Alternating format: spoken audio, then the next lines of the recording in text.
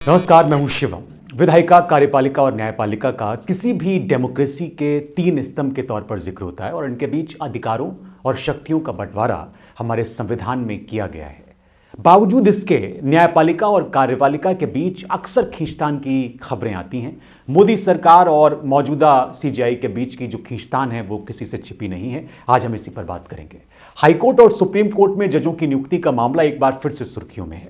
ये एक ऐसा पहलू है जिसको लेकर सुप्रीम कोर्ट और केंद्र सरकार आपस में पिछले कई दशकों से उलझते आ रहे हैं, लेकिन मौजूदा वक्त में यह उलझन बढ़ गई है। हालांकि इंदिरा गांधी सरकार के दो बड़े फैसलों को छोड़ दें तो पिछले 8 सालों में इस मसले पर देश की सर्वोच्च अदालत सीजेआई डीवाई चंद्रचूड़ और केंद्र सरकार के बीच रस्साकशी ज्यादा देखने को मिली और यह बढ़ती ही जा रही है।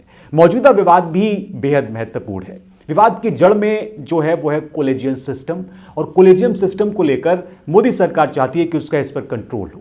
जजों की नियुक्ति को लेकर कार्यपालिका और न्यायपालिका के बीच जो टकराहट है उसकी जड़ में जजों की नियुक्ति का मामला है जो कोलेजियम सिस्टम के द्वारा होती है, और उससे जुड़े तमाम पहलू भी हैं जिस पर हम आज विस्तार से बात कर रहे हैं इस कार्यक्रम में। इससे पहले भी मैं कई बार सुप्रीम कोर्ट में जजों की नियुक्ति पर बात कर चुका हूं, लेकिन इस बार सुप्रीम कोर्ट ने सख्त लहजे में टिप्पणी की। सुप्रीम कोर्ट ने एक ऐसी बात कह दी है सरकार से जिससे ये लगने लगा है कि भविष्य में जजों की नियुक्ति में देरी को लेकर सर्वोच्च अदालत से कुछ बड़ा फैसला आ सकता है, क्योंकि बहुत दिनों तक नियुक्ति की फाइल पर सरकार बैठ नहीं सकती। सुप्रीम कोर्ट कोई दिशा निर्देश भी जारी कर सकता है, ऐसी भी खबर है, ये मैं आपको बताना चाहता हूं। कोलेजियम की सिफारिशें सरकार पर बाध्यकारी हैं, लेकिन सरकार इस पर किस तरह से काम करती है ये आपने और मैंने देखा है। दरअसल सुप्रीम कोर्ट जजों की नियुक्ति और कोलेजियम की सिफारिशों पर केंद्र सरकार के टकराने वाले रवैये से बेहद नाराज है, खासकर सीजेआई डीवाई चंद्रचूड़। इसी को लेकर 26 सितंबर को सुप्रीम कोर्ट की 2 सदस्यीय पीठ ने केंद्र सरकार से यह कहा कि वो हाईकोर्ट में जजों की नियुक्ति पर टाल मटोल का रवैया छोड़ दे, नहीं तो ठीक नहीं होगा, वरना दिक्कत का सामना सरकार को करना पड़ेगा, हमें नहीं। जस्टिस संजय किशन कौल और जस्टिस सुधांशु धूलिया की पीठ ये बात कर रही थी और उन्होंने चिंता जाहिर की और ये कहा कि हाईकोर्ट के जजों की नियुक्ति और ट्रांसफर के कोलेजियम प्रस्ताव को लेकर जो रवैया है मोदी सरकार का, केंद्र सरकार का, वो बहुत गलत है। कई महीनों तक ये लोग इसको लंबित किए बैठे रहते हैं, फाइल पर बैठे रहते हैं।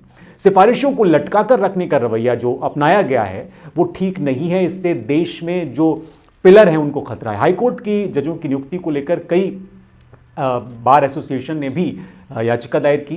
बेंगलुरु बार एसोसिएशन ने सुप्रीम कोर्ट में, और इसी पर सुनवाई हो रही थी। इस दौरान सुप्रीम कोर्ट ने एक महत्वपूर्ण बात कही कि सुप्रीम कोर्ट कोलेजियम की ओर से की गई 70 कोलेजियम सिफारिशें केंद्र सरकार के पास 11 नवंबर 2022 से लंबित हैं। इनमें से 7 नाम ऐसे हैं जिन्हें कोलेजियम ने दोहराया है, यानी 2 बार कहा है कि भाई इनकी जल्द से जल्द नियुक्ति करिए। इसमें अलग अलग हाईकोर्ट के 26 जजों के ट्रांसफर का मामला भी शामिल है, लेकिन सरकार इस पर ध्यान नहीं दे रही। सुप्रीम कोर्ट की 2 सदस्यीय पीठ ने स्पष्ट कर दिया है कि 9 अक्टूबर तक इस मसले पर कुछ नतीजे आएं और केंद्र सरकार या तो इसको वापस भेजे या फिर कुछ करे, नहीं तो परेशानी का सामना सरकार को करना पड़ेगा। सुप्रीम कोर्ट ने यह भी कहा, दिलचस्प बात कही, कि अलग अलग हाईकोर्ट की ओर से जिन नामों की सिफारिश की गई है वो भी नाम अभी तक सुप्रीम कोर्ट की कोलेजियम के पास नहीं पहुंचे हैं, और इस मामले की अगली सुनवाई अगले महीने यानी अक्टूबर में 9 तारीख को की जाएगी।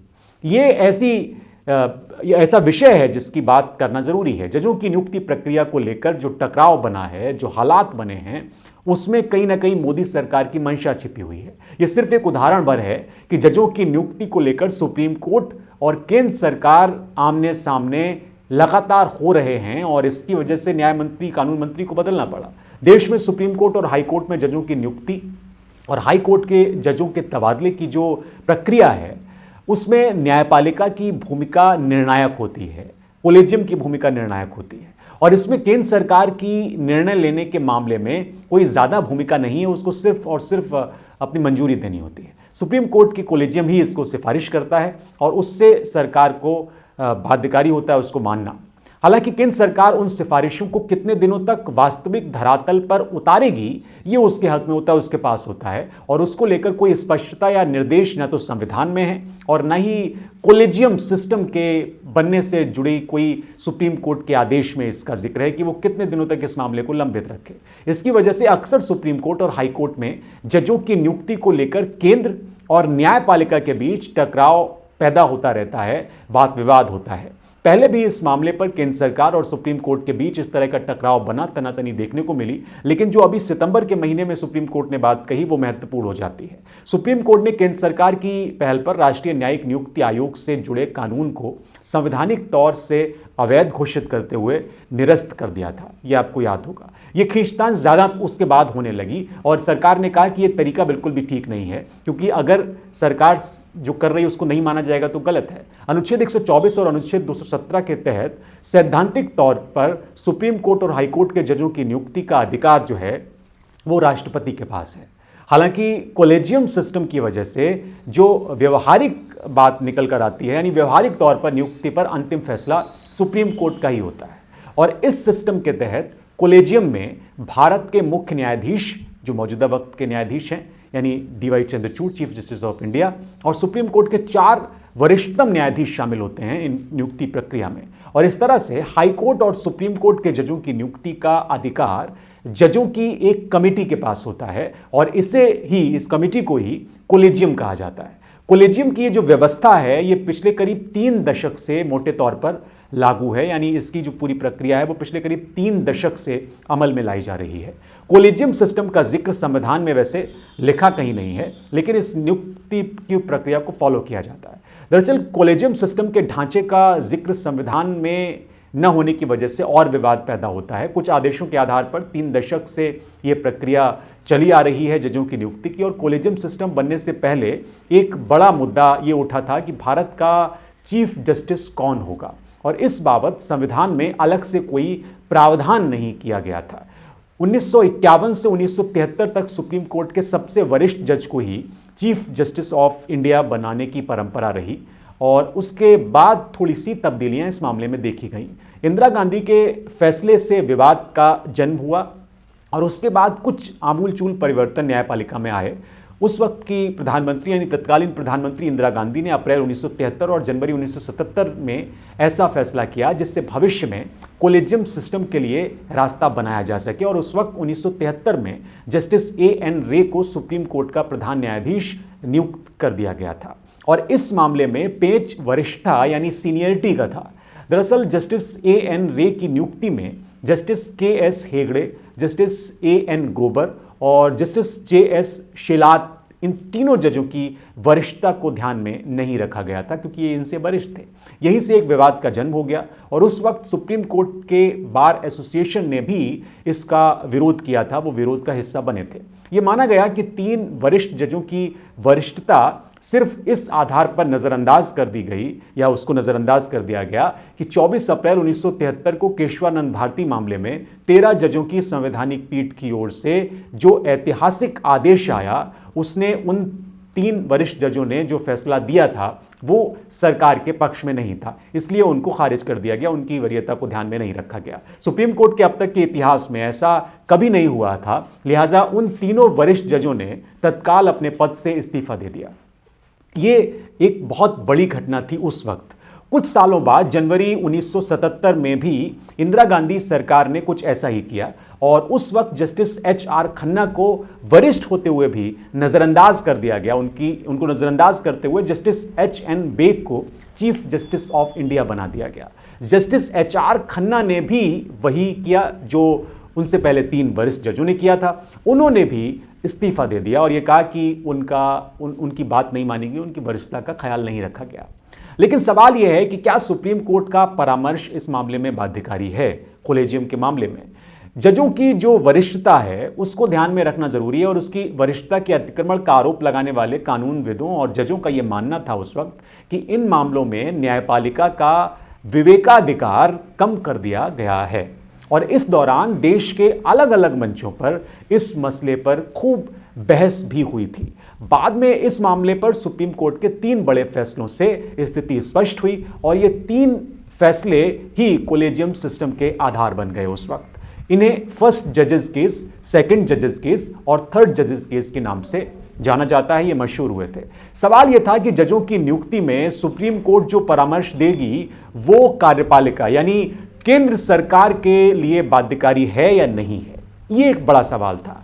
इससे जुड़ा पहला केस था 1981 का एसपी गुप्ता मामला, जिसे फर्स्ट जजेस केस भी कहते हैं। इसमें जजेस की नियुक्ति के मामले में सुप्रीम कोर्ट के परामर्श को सिर्फ विचार के तौर पर परिभाषित किया गया था, जबकि 1993 में जस्टिस जेएस वर्मा की अगुवाई में सुप्रीम कोर्ट के 9 जजों की पीठ ने इस व्यवस्था को पलटते हुए सुप्रीम कोर्ट के परामर्श को मानना बाध्यकारी बता दिया। कोर्ट ने कहा कि जजों की नियुक्ति कोलेजियम द्वारा ही की जाएगी, यानी कोलेजियम ही इस पर फैसला करेगा, और इस फैसले को सेकंड जजेस केस कहा जाता है। कोलेजियम सिस्टम की जो शुरुआत है दरअसल इसी केस से मानी जाती है, सेकंड जजेस केस से। उसके बाद ही कोलेजियम सिस्टम की शुरुआत हो गई। बाद में 1998 में उस वक्त के राष्ट्रपति के.आर. नारायण ने संविधान के अनुच्छेद 124, 217 और 222 के तहत परामर्श शब्द के अर्थ पर सुप्रीम कोर्ट की राय मांगी थी। अनुच्छेद 222 का जो संबंध है वो हाईकोर्ट के जजों के तबादले से है, और कुछ दिन बाद ही जस्टिस एचपी भरूच की अगुवाई वाली सुप्रीम कोर्ट की 9 सदस्यीय बेंच ने 28 अक्टूबर 1998 को आदेश दिया कि नियुक्ति के मामले में न्यायपालिका विधायिका से ऊपर होगी। यानी 1993 में परामर्श को बाध्यकारी बताने का सुप्रीम कोर्ट का फैसला सही था, और इस आदेश को थर्ड जजेस केस के नाम से जाना जाता है। ये जो आदेश है ये बहुत महत्वपूर्ण है। सवाल यह है कि जजों की नियुक्ति में कार्यपालिका की भूमिका बढ़े और कोलेजियम सिस्टम की जगह पर राष्ट्रीय न्यायिक नियुक्ति आयोग जैसी व्यवस्था आए, तो संवैधानिक बारीकियों के जानकार के तौर पर ये लोग कह रहे हैं कि इस मुद्दे से जुड़ा सबसे प्रमुख पहलू है न्यायपालिका की स्वतंत्रता और सर्वोच्चता। ये किसी भी लोकतंत्र की सफलता यानी डेमोक्रेसी की कामयाबी और भविष्य के लिए सबसे जरूरी होती है। चाहे भारत हो या कोई दूसरा देश हो जिसका आप उदाहरण ले सकते हैं, हर जगह पर न्यायपालिका की स्वतंत्रता महत्वपूर्ण होती है। लेकिन मौजूदा वक्त में अगर आप देखेंगे तो मोदी सरकार ये चाहती है कि किसी तरह से न्यायपालिका में जजों की नियुक्ति पर उसका कंट्रोल हो जाए और वो राजनीतिक लाभ इसका ले सके, ऐसा आरोप उसके ऊपर लग रहा है। लेकिन सीजेआई डी.वाई. चंद्रचूड़ के होते हुए ये मुश्किल लगता है, क्योंकि न्यायपालिका की स्वतंत्रता पर अतिक्रमण करने से बहुत सी चीज़ें प्रभावित हो सकती हैं, हमारे और आपके अधिकार प्रभावित हो सकते हैं। तो आज के कार्यक्रम में इतना ही, लेकिन ये ज़रूर है कि जो 26 सितंबर को एक महत्वपूर्ण बात सुप्रीम कोर्ट ने कही है, और ये कहा है कि अगर आप यूं ही फाइलों पर कुंडली मारकर बैठे रहेंगे तो फिर हमें कुछ ना कुछ करना पड़ेगा। और जो अब अक्टूबर के पहले हफ्ते में सुनवाई होनी है, दूसरे हफ्ते में सुनवाई होनी है, उसमें यह ज़रूर होगा कि किसी भी तरह से सरकार को कंट्रोल किया जाए, और सुप्रीम कोर्ट कोई ऐतिहासिक निर्णय इस मामले पर ले सकता है। आज के कार्यक्रम में इतना ही। मुझे दीजिए इजाज़त, और ज़रूर बताइए कि आप कोलेजियम सिस्टम के पक्ष में हैं या फिर आप चाहते हैं कि न्यायपालिका में सरकार की भूमिका में इजाफा हो। बहुत शुक्रिया आपका ये कार्यक्रम देखने के लिए।